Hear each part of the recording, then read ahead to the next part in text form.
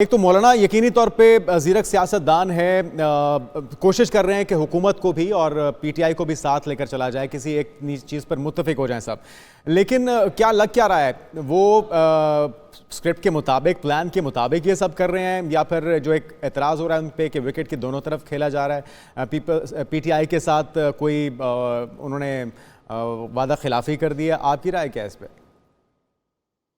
देखिए, बात यह है कि ये कहना कि पीटीआई किसी तरमीम में ऐसी किसी तरमीम में शरीक होगी, ये तो अनहोनी सी बात लगती है। वो तरमीम चाहे उनके फ़ायदे में भी हो, वो तब भी शरीक नहीं होंगी, उनका एटीट्यूड ऐसा है। लेकिन इस बात की कोशिश करना चाहिए कि वो उनको ऑन बोर्ड लिया जाए।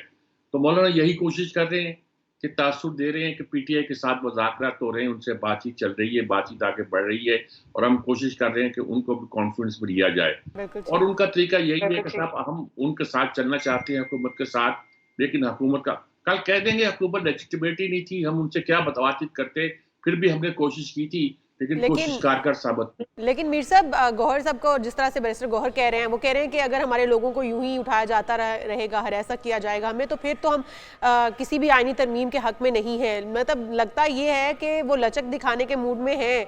अगर उनके साथ अफ़ाम तफ़हीम से मामलात तय करने की कोशिश की जाए तो वो इस पे एग्री हो जाएंगे। सौदेबाजी करने के मूड में है। आईनी तरमीम का लचक दिखाने का जो मामला है कि हमारे लोगों को हरासा किया जा रहा है, हरासा करना और आईनी तरमीम करने का आपस में क्या मेल-जोल है?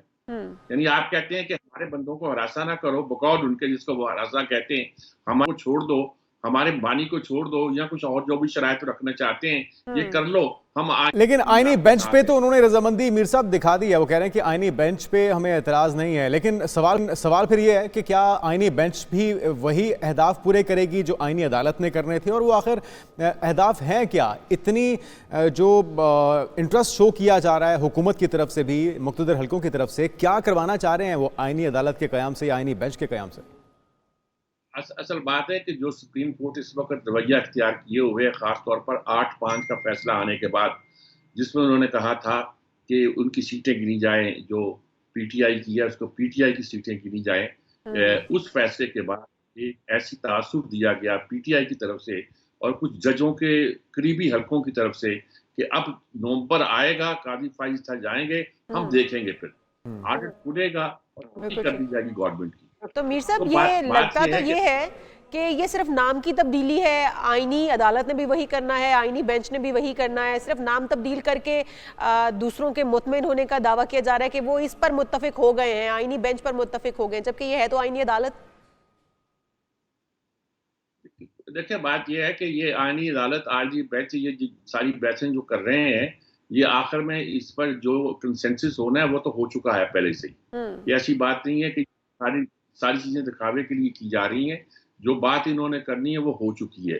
आईनी तरमीम भी होना है। तो मौलाना साहब की ये स्ट्रेटेजी थी, मौलाना साहब ने जो किया, पहले पीटीआई के साथ खड़े थे, वो इस मुसवदे से मुत्तफिक नहीं थे, आईनी अदालत से मुत्तफिक नहीं थे, और फिर एकदम से काया पलट होना, तो क्या ये उनकी स्ट्रेटेजी थी? बिलाखिर उन्होंने मानना ही था, ये पहले से तय था? बात आप मेरी पूरी बात सुन लिया करें। मैं ये कह रहा हूँ कि जब वो ये कहते हैं, ये सारी कहने की बातें हैं। हिस्सा ये है कि आईनी तरमीम होगी, अगर आईनी तरमीम नहीं होगी तो सारा निज़ाम तलपट कर दिया जाएगा, या सारा निज़ाम तलपट हो जाएगा। आपको ग्राउंड रियलिटीज को समझना चाहिए, जिस सूरत हाल से अब गुजर रहे हैं, और जिसकी तरफ मैंने इशारा किया कि अदलिया ने कुछ इस किस्म का तासुर दिया था कि शायद उसके बाद हुकूमत का निज़ाम पलट जाएगा, बसात उलट जाएगी। जबकि ये तय कर लिया गया है, यही जो बंदोबस्त है जो चल रहा है, यही चलता रहेगा और इसी के जरिए से वो डिलीवर किया जाएगा जिसकी मुल्क को जरूरत है। आपकी मईशत ठीक हो रही है, उसको ठीक किया जाएगा। आपके सिक्योरिटी के मसाइल है, उस पर काबू पाया जाएगा। आपकी और जो सियासी इस्तेहकाम पैदा करने की कोशिशें, उसको आगे बढ़ाया जाएगा। और जो लोग इस पर फिट इन नहीं होंगे, उनके साथ सख्ती से डील किया जाएगा। ये सारा एक लिखा मीर साहब, जिसको हाँ, मीर साहब, आपको लग रहा है कि 25 से पहले फिर काजी साहब के जाने से पहले तरमीम हो पाएगी और वो कहीं नहीं जा रहे अपनी रिटायरमेंट के बाद भी? और अगर वो जा रहे हैं तो फिर इस सारी प्रैक्टिस का क्या फ़ायदा? फिर तो अगर मंसूर अली शाह साहब ही आ जाते हैं, फिर वो टारगेट अचीव हो पाएंगे हुकूमत जो करना चाह रही है? नहीं, मसला काइद साहब के रहने या रहने का नहीं है। काइद साहब तो उनका तो वो रेफरेंस भी हो रहा है और वो उम्रे पे भी जा रहे हैं उसके बाद। असल मसला है कि जो उसके बाद जज आ रहे हैं उनकी बंदोबस्त दुरुस्त तौर पे किया जाए। ये तय किया जाए कौन चीफ जस्टिस होगा, सीनियरिटी की बेस पर चीफ जस्टिस होना, और पहले से अकड़ कूद दिखाना कि मैं आऊंगा तो ये हो जाएगा या वो हो जाएगा, इस बात को नजरअंदाज कर दिया जाए। आर्मी चीफ आप सीनियरिटी की बेस पर मुंतखब नहीं करते। ये चीफ जस्टिस क्यों मुंतखब करते हैं आप? सज्जाद अली शाह के केस के बाद ये बात पैदा हुई थी और सज्जाद अली शाह को ये एहसास नहीं था कि उसका नतीजा क्या निकलेगा। सज्जाद अली शाह ने कहा था कि मुझे तो आप रहने दें, मैं तो सीनियर मोस्ट नहीं था, चौथे पांचवें नंबर पे था, लेकिन आइंदा से ये कीजिए। साथियों ने कहा नहीं, आप भी जाइएगा, सीनियर मोस्ट को आने दीजिएगा। तो इस तरह के सिचुएशन जब पैदा होता है तो क्राइसिस पैदा होता है। जी जी, आपने कहा कि अवाम के मफादात को भी देखा जाएगा और अवाम के लिए जाहिर है ये सब कुछ किया तो बहरहाल अवाम के लिए जा रहा है, कहा तो यही जा रहा है। समझते हैं कि आईनी बेंच के बनने के बाद जो अदल और इंसाफ के मामलात हैं वो अवाम के लिए बेहतर होंगे या फिर कुछ लोगों को ही नवाजने का जो एक तरीका कार चलाने की कोशिश की जाएगी वही होगा? अवाम से कुछ ज्यादा दिलचस्पी है नहीं। नाम अवाम का लिया जा रहा है कि मुकदमे बहुत से पेंडिंग पड़े हुए हैं और ये बात है भी, लेकिन असल बात यह है कि सारा सिस्टम चल नहीं रहा। होता यह था कि एस्टेब्लिशमेंट और अदालतें मिलकर जो थी बंदोबस्त आगे बढ़ाया करती थी। अब दोनों की कोई बन नहीं रही है। इस वक्त हुकूमत और एस्टेब्लिशमेंट ऑन सेम पेज है। जब वो ऑन सेम है तो मेरे ख्याल में यह भी तो हुआ था ना कि एस्टेब्लिशमेंट के खिलाफ पार्लियामेंट बिल्कुल यकसू हो गई थी सन 14 में जब धरना दिया गया था और फिर एस्टेब्लिशमेंट कुछ नहीं कर सकी थी। जब पीपल्स पार्टी मुस्लिम लीग नून के साथ मिल गए थे, सब लोग इकट्ठे हो गए थे, उन्होंने कहा ऐसी तैसी इस तरह हुकूमत को हम जाने नहीं देंगे जमहूरियत।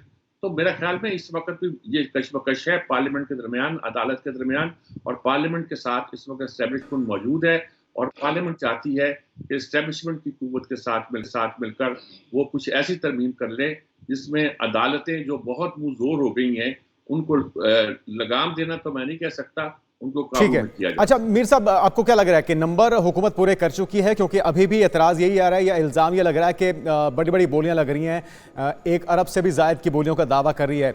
और साथ में ये भी बताइए कि पहले सेनेट में ले जाने का इस बिल को क्या मकसद लग रहा है? पार्लियामानी कमेटी से पास करवा के क्या फिर कौमी असम्बली में लाया जाएगा?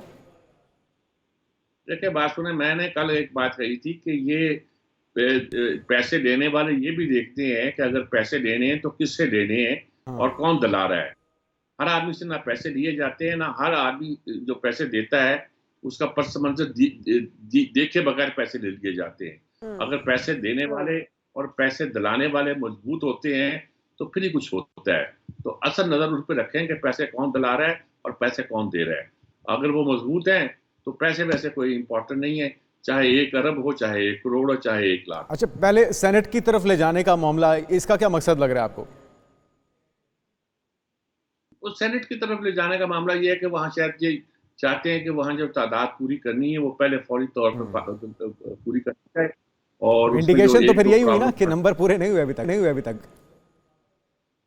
नहीं, मेंबर तो पूरे नहीं है किसी से, उसमें है ना उसमें है, लेकिन 4-5 का ही फर्क है और 4-5 का फर्क इन्होंने पूरा कर दिया होगा। उसका पूरा कर लें, उसके बाद आ जाएं कौमी असेंबली के पास। उनकी जो कमी पूरी करनी है फिर वो पूरी करनी ज्यादा आसान होगी इनके लिए। तो यानी कि मीर साहब, आपकी राय भी यही है कि अगर ये सिस्टम चलना है तो उसके लिए ये इस तरमीम का हो जाना नागुज़ीर है, इसके बगैर और कोई ऑप्शन नहीं है हमारी सियासी जमातों के पास। ये मैं कोई अच्छे सेंस में नहीं कह रहा, लेकिन नजर यही आता है कि सिस्टम को चलना है तो आईनी तरमीम होनी है। जो बलाबल कहते हैं कि फिर वो होगा, यानी इशारे करते हैं ना वो भी, तो सच्ची बात यही है कि फिर सब कुछ तलपट जाएगा। तो मीर साहब, अगर मुत्तफिक हो चुके हैं, जो कि खबरें गर्दिश कर रही थी काफ़ी दिनों से कि इस पर तमाम जमातें मुत्तफिक हो चुकी हैं, पीपल्स पार्टी है, मौलाना साहब हैं, तो फिर ये मेल मुलाकातें समझते हैं कोई एजेंडा और भी है इसके अंदर, कुछ और भी करने की कोशिश की जा रही है, कोई और प्लानिंग खिचड़ी भी पक रही है? यही जमहूरियत का हुस्न है, मैं यही कह सकता हूँ।